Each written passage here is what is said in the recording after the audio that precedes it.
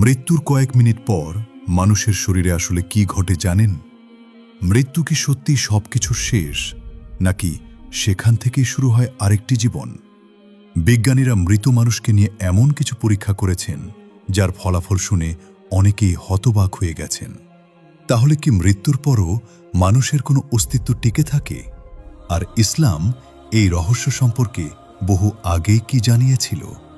আজকের ভিডিও শেষ পর্যন্ত দেখুন, কারণ শেষে আপনাকেই সিদ্ধান্ত নিতে হবে মৃত্যু কি শেষ নাকি এক নতুন যাত্রার শুরু।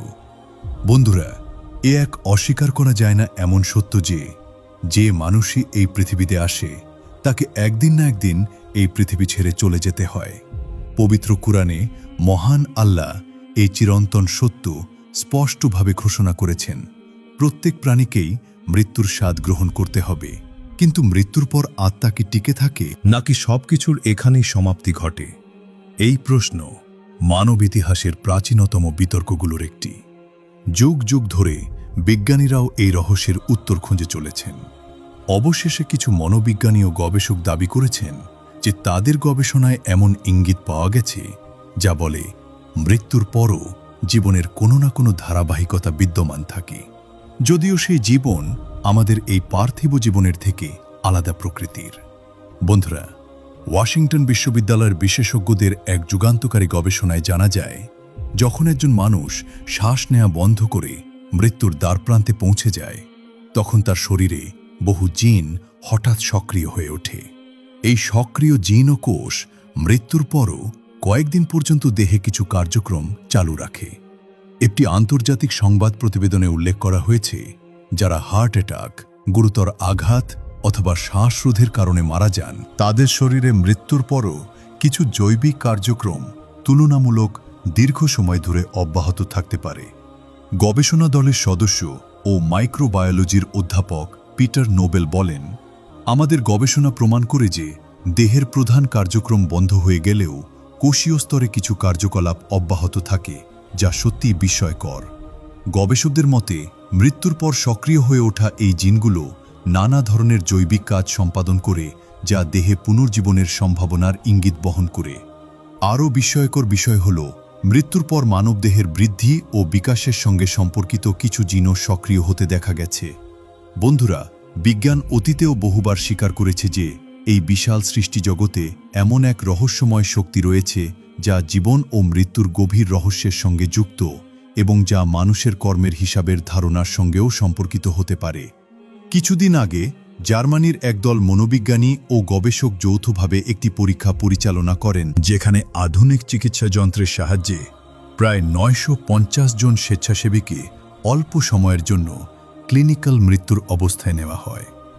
এই অবস্থায় মানুষের শরীর কার্যত মৃত্যুর মতো নিষ্ক্রিয় হয়ে পড়ে, কিন্তু চিকিৎসা সহায়তায় তাকে আবার জীবিত করা সম্ভব হয়। পরীক্ষায় অংশ নেওয়া ব্যক্তিরা জানান, তারা শরীর থেকে আলাদা হয়ে উপরের দিকে ভেসে ওঠার অনুভূতি, গভীর শান্তি আর শরীর অচেতন থাকা সত্ত্বেও চারপাশ পর্যবেক্ষণ করার অভিজ্ঞতা লাভ করেছেন। গবেষণার প্রধান ডাক্তার বেরল্ড আকামান জানান, এই পরীক্ষাগুলো দেখায় যে মানুষের অস্তিত্ব কেবল শরীরের মৃত্যুর মাধ্যমে শেষ হয়ে যায় না, বরং মানুষ এক সূক্ষ্ম অবস্থায় প্রবেশ করে, যেখানে নতুন এক ধরনের জীবনের সূচনা ঘটে।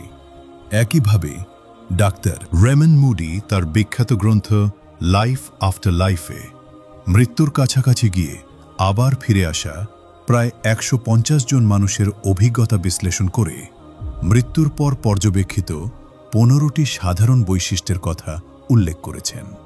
এসব অভিজ্ঞতার সারমর্ম হল, মৃত্যুর মুহূর্তে মানুষ প্রথমে এক অদ্ভুত নৈকট্য অনুভব করে, এরপর নিজেকে নিজের দেহের বাইরে দাঁড়িয়ে থাকতে দেখে যেন সে নিজেকেই দেখছে। অনেকে জানান, মৃত আত্মীয় স্বজনদের উপস্থিতি তারা অনুভব করেছেন, যারা যেন তাদের স্বাগত জানাতে এসেছেন। এরপর কোনো অজানা পথ প্রদর্শক তাকে অচেনা গন্তব্যের দিকে নিয়ে যেতে থাকে, এবং অনেকেই বর্ণনা করেন যে তারা যেন অন্ধকার কোনো সুড়ঙ্গ বা শূন্যতার মধ্য দিয়ে অগ্রসর হচ্ছেন। গুহার অন্য প্রান্তে পৌঁছালে অনেকেই বলেন, সেখানে এক উজ্জ্বল আলোর উপস্থিতি অনুভূত হয়। সেই আলোর মাঝে এক আলোকময় সত্তার সঙ্গে তাদের সাক্ষাৎ ঘটে, যে তাদের জীবনের নানা বিষয় সম্পর্কে প্রশ্ন করে।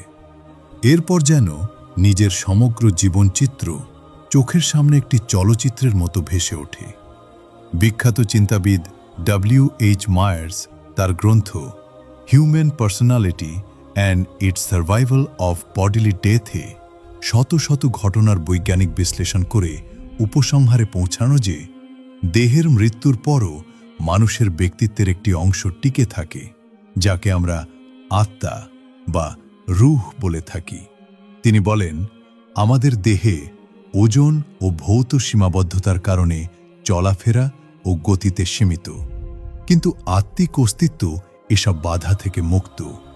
সময়ের প্রসঙ্গেও একটি ধারণা তুলে ধরা হয়, মৃত্যুর পর সময়ের আর তেমন কোনো গুরুত্ব থাকে না। সময় আসলে এই পার্থিব জীবনের একটি উপাদান মাত্র। মৃত্যুর পর মানুষ এমন এক অবস্থায় প্রবেশ করে যেখানে চিরস্থায়ী বাস্তবতা বিদ্যমান এবং যা সময়ের সীমাকেও অতিক্রম করে। অর্থাৎ মৃত্যুর পর মানুষ অনন্তের জগতে প্রবেশ করে এবং সময়কে পেছনে ফেলে আসে। যাই হোক বন্ধুরা, মানবজাতির শুরু থেকে আজ পর্যন্ত জীবন ও মৃত্যুর এই ধারাবাহিকতা অব্যাহত রয়েছে। বিভিন্ন যুগে মানুষ মৃত্যুকে পরাজিত বা নিয়ন্ত্রণ করার অসংখ্য প্রচেষ্টা চালিয়েছে, যা ইতিহাসে স্থান পেয়েছে। আপনারা নিশ্চয়ই জীবনদায়ী পানির কিংবদন্তি, গুপ্তবিদ্যা কিংবা রহস্যময় শক্তির নানা গল্প শুনেছেন।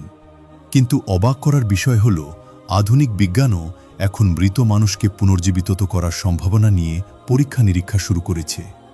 যুক্তরাষ্ট্রের একটি কোম্পানি প্রকৃতির স্বাভাবিক নিয়মকে চ্যালেঞ্জ জানিয়ে এ ধরনের গবেষণার ঘোষণা দেয়।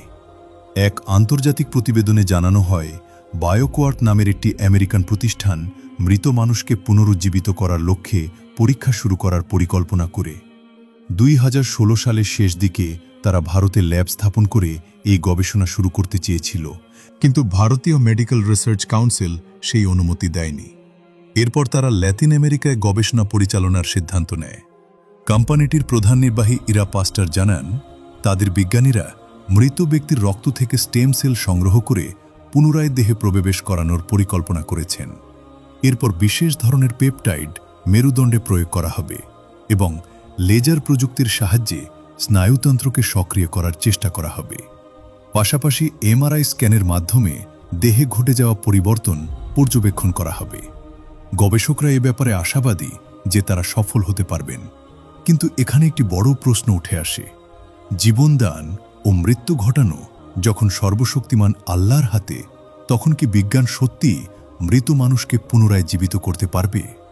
বন্ধুরা, এই প্রশ্নের উত্তর খুঁজতে হলে আমাদের প্রিয় নবী মুহাম্মদ সাল্লাল্লাহু আলাইহি ওয়াসাল্লামের সেই বাণীগুলোর দিকে ফিরে তাকাতে হবে, যেখানে কিয়ামতের পূর্ব লক্ষণ সম্পর্কে আলোচনা করা হয়েছে।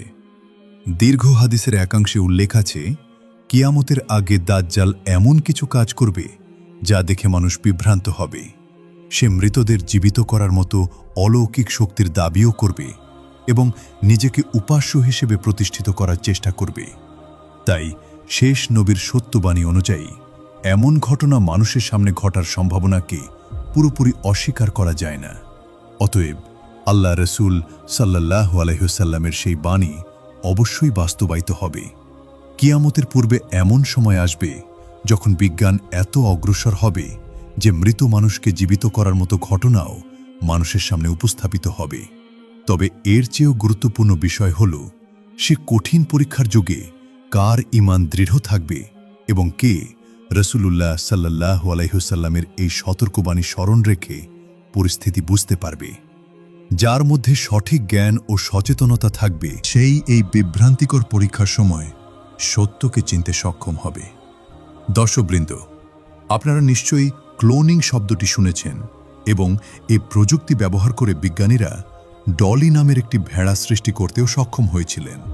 তবে এখানে একটি বিষয় পরিষ্কার করা জরুরি, ক্লোনিংয়ের মাধ্যমে কোনো মৃত মানুষকে পুনর্জীবিত করা হয় না, বরং মৃতদেহের কিছু কোষ ব্যবহার করে একটি নতুন জীবন্ত সত্তা তৈরি করা হয়, যা আসলে সম্পূর্ণ নতুন একটি প্রাণ। কিন্তু বিজ্ঞানের আরেকটি বিস্ময়কর শাখা রয়েছে, যার নাম ক্রায়োনিক্স, যেখানে ভবিষ্যতের সম্ভাবনার কথা বিবেচনা করে মৃতদেহ সংরক্ষণের পরীক্ষা চালানো হচ্ছে। এই ক্রায়োনিক্স প্রযুক্তির অধীনে এমন ব্যক্তিদের দেহ সংরক্ষণ করা হচ্ছে যারা এমন রোগে মারা গেছেন যার চিকিৎসা তখনও আবিষ্কৃত হয়নি কিংবা এখনও সম্ভব হয়নি। তাদের দেহকে তরল নাইট্রোজেনের মাধ্যমে অত্যন্ত নিম্ন তাপমাত্রায় জমাট অবস্থায় রাখা হচ্ছে, এই আশায় যে ভবিষ্যতে যখন সেই রোগের চিকিৎসা আবিষ্কৃত হবে তখন হয়তো তাদের পুনরায় জীবিত করা সম্ভব হবে। বন্ধুরা, যদি বিষয়টি অবিশ্বাস্য মনে হয় তাহলে lifescience.com-এ এ সংক্রান্ত প্রকল্প সম্পর্কে সহজেই বিস্তারিত তথ্য পাওয়া যায়। যাই হোক, বিজ্ঞান যতই অগ্রসর হোক না কেন, শেষ পর্যন্ত তাকে স্বীকার করতেই হবে যে এই বিশাল বিশ্বজগতের এক মহান স্রষ্টা ও নিয়ন্ত্রক আছেন, যিনি সব কিছুর মালিক। আর সে কারণেই আজ বিজ্ঞানও মৃত্যুর পর জীবনের সম্ভাবনাকে পুরোপুরি অস্বীকার করতে পারছে না। তাই আমাদের উচিত মহান আল্লাহর কাছে দোয়া করা, যেন তিনি আমাদের এই বিভ্রান্তিকর যুগের সব ভ্রান্তি থেকে রক্ষা করেন এবং যখন তিনি আমাদের এই পৃথিবী থেকে উঠিয়ে নেবেন তখন যেন ঈমানের সঙ্গে উঠান। যদি আপনার হৃদয়ও একই দোয়া করে তাহলে অবশ্যই মন্তব্যে আমিন লিখে আমাদের জানাবেন। আমরা এখানেই আজকের ভিডিও শেষ করছি।